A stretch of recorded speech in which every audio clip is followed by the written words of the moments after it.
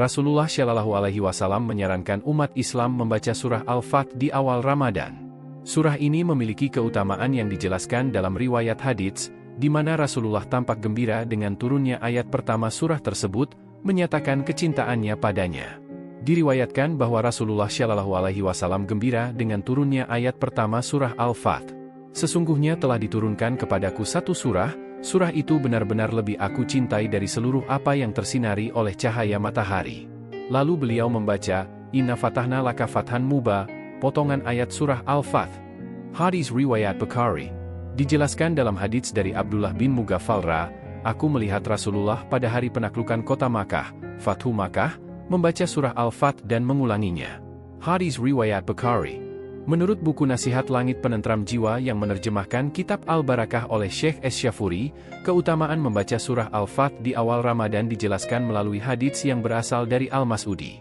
Dalam hadits tersebut, malaikat membawa amalan puasa kepada Allah Subhanahu wa Ta'ala. Allah bertanya kepada malaikat tersebut, apakah hambaku menghormati dan memuliakannya? Puasa menjawab, ya, wahai Tuhan. Dia meletakkan aku di tempat yang paling tinggi dalam dirinya, dia menempatkan aku di atas meja salat dan tarawih, dia melayani aku dengan menjaga kedua matanya dari hal-hal yang haram, dan dia menjaga pendengarannya dari perkara yang salah. Setelah itu, Allah Subhanahu wa Ta'ala berujar, sekarang letakkan dia di tempat kejujuran di sebelah raja yang berkuasa. Selain itu, Rasulullah Shallallahu Alaihi Wasallam menyarankan umat Islam untuk menyertakan surah Al-Fath dalam salat sunnah 2 rakaat pada awal bulan Ramadan, sebagaimana disebutkan dalam buku Rahasia Puasa Ramadan oleh Yasin T. Al-Jibouri dan lainnya.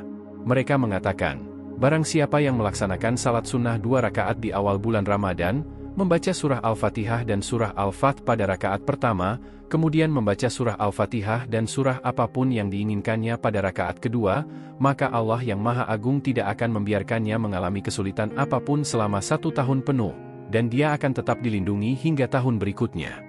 Selain itu, Rasulullah Shallallahu Alaihi Wasallam menyarankan umat Islam untuk menyertakan surah Al-Fath dalam salat sunnah 2 rakaat pada awal bulan Ramadan, sebagaimana disebutkan dalam buku Rahasia Puasa Ramadan oleh Yasin T. Al-Jibouri dan lainnya. Mereka mengatakan, barang siapa yang melaksanakan salat sunnah 2 rakaat di awal bulan Ramadan, membaca surah Al-Fatihah dan surah Al-Fath pada rakaat pertama, kemudian membaca surah Al-Fatihah dan surah apapun yang diinginkannya pada rakaat kedua, maka Allah yang Maha Agung tidak akan membiarkannya mengalami kesulitan apapun selama 1 tahun penuh, dan dia akan tetap dilindungi hingga tahun berikutnya.